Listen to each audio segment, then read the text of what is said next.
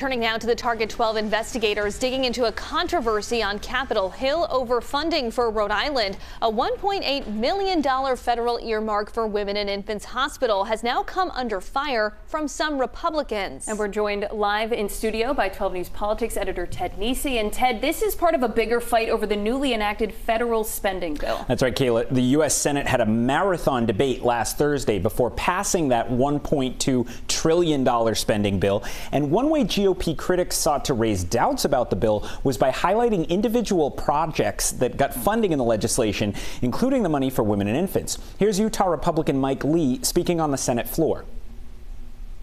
Instead of securing our border, we're spending millions of taxpayer dollars on radical pet projects that exist to weaken and divide our country culturally and economically.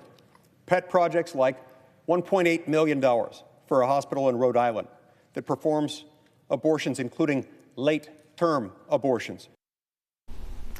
And no surprise that criticism did not sit well with Rhode Island's two U.S. senators, Ted. No, that's for sure. Jack Reed and Sheldon Whitehouse, who of course are both Democrats, pushed to get that money for women and infants. And they say, while it's true that women and infants performs abortions, the $1.8 million being talked about here is specifically for a new midwifery unit, which would let women give birth at the hospital, but in a more home-like setting compared with the traditional labor and delivery unit. Reed responded to Senator Lee in his own statement, saying in part, quote, "You'd have to be either really cynical or deeply misinformed to attack this type of federal investment to help birthing mothers, improve health outcomes for newborns, and save taxpayers money." And in the end, the Republican pushback was unsuccessful. Both the House and the Senate kept the women and infants money in the bill, and President Biden signed it into law over the weekend. All right, 12 News Politics editor Ted Nesi, thanks for joining us here at 4. Good to be here.